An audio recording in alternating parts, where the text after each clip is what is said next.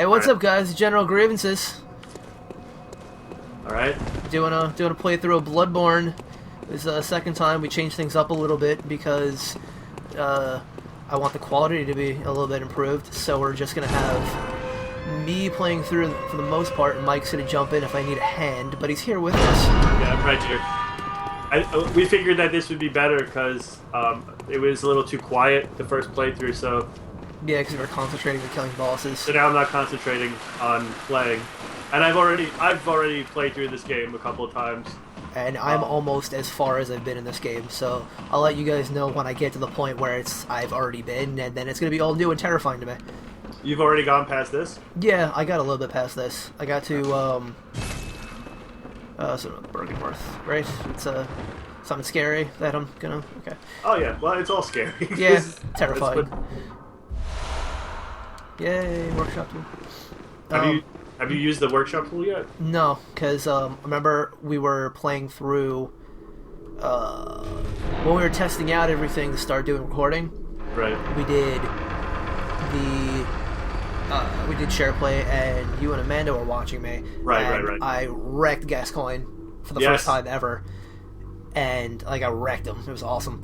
And wrecked him. Then we went a little bit past this, and then I had to go to work, so we ended Right, yes. So just a little bit more. Oh, why am I watching this again? I'm ready to watch this again. Such dramatic door openage. And this is creepy, and it scared the shit out of me the first time. Yeah, you don't have to kill him. No, I didn't kill him. I just talked to him. If you do kill him, you could get a rune, but I could never kill him. There's like certain. You gonna turn that lamp on, buddy? Yeah, that's probably a good idea. I forgot it's not on. Thank you. That would have been very uncomfortable. That would have been really bad.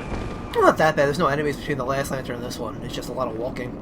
And I remember not wanting to go this way, but I will check it out because it's for posterity, I suppose. Ah, bitch! I hate these guys. I forgot. I pressed the wrong button. I pressed R2. I'm thinking Dark Souls again. Like my brain is all Dark Souls. I should try to play some. It's actually. I thought it'd be a little bit harder to use, but I like the options. I like having the range. The range is really good. And it's got that big arc. It makes it a lot easier to hit stuff. It does suck though that when it's elongated that you don't have a firearm.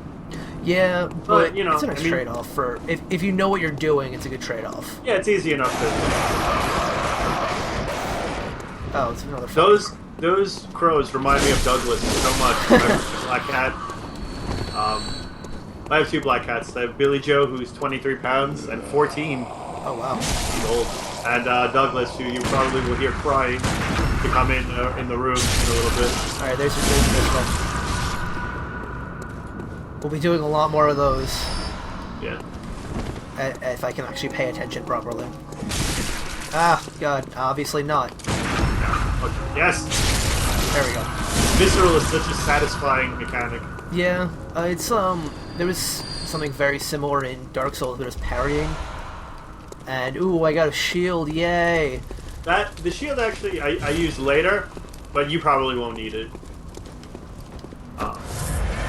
In the DLC, you can get a better shield too, I think. That's pretty cool. I mean, damn it! That was my pants, not me. Sorry.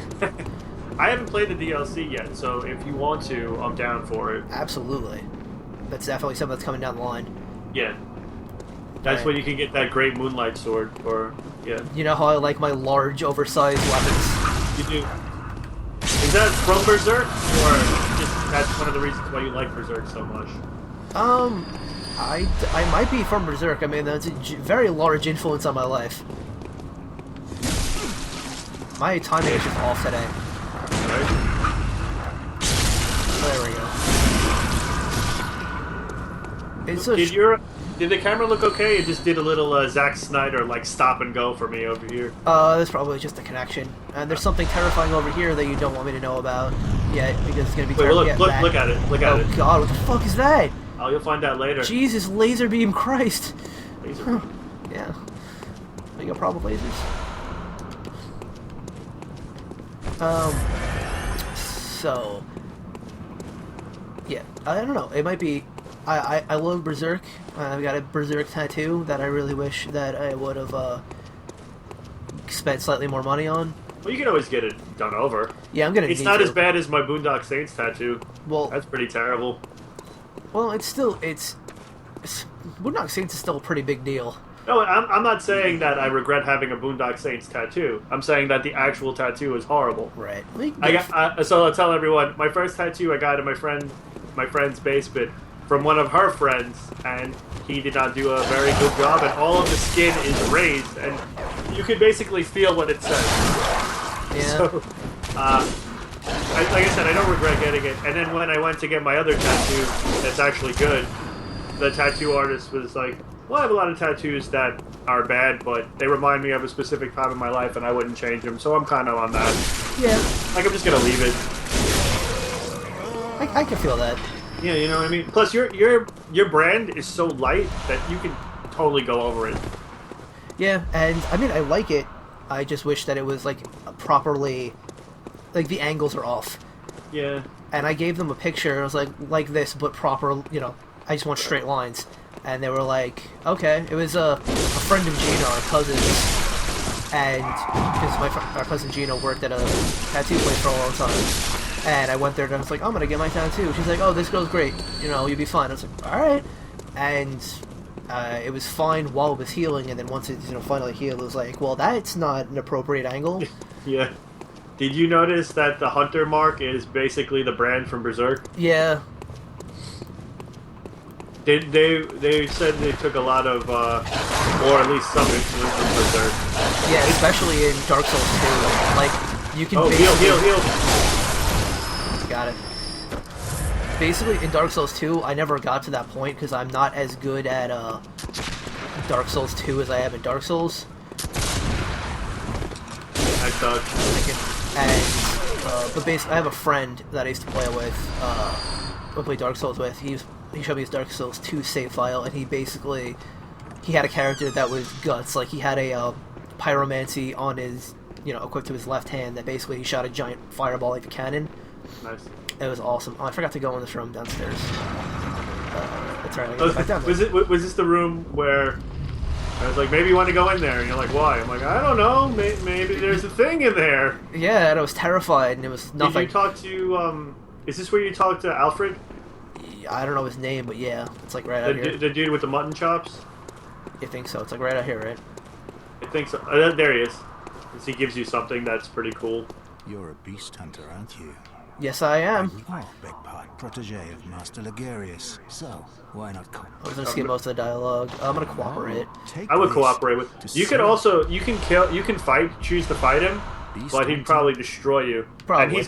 And he's cool, so I wouldn't destroy him. Yeah. There's this thing in Dark Souls, because if you talk to certain characters or like you release them, like there's this one character, Lautrec, that's if you I always forget about him. Well, I'm gonna whip his ass. There we go. He is locked up before the boss, not the first boss. It's complicated. You could do Dark Souls so many different ways, but like the first boss that you need to ring a bell, like the first objective is to ring 2 bells. Like it's like the only thing you know at the start of the game. And the first boss is like they're gargoyles, and right before that area you can go and release him, and then you can summon him for the fight. Right. But if you don't, then hold on, I'm gonna pay attention to this thing. Do you have any Molotovs? No, I think I'm out. I have it on the other character, not on this one. Okay. You know what he looks like? He moves like. Do you remember that really weird part in Labyrinth where all the guys, if you take their heads off, were like dancing around? Oh yeah, it was so creepy. And they sang that song that had nothing to do with the movie at all. Yep. That's what it.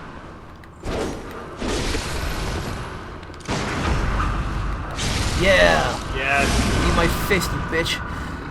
That could Phrase, yeah, definitely phrase. Jesus Christ, I'm sorry about that, guys. That's okay. Um, Nah, don't be sorry. It's there's going to be a lot more horrible things said later on in the game. Absolutely.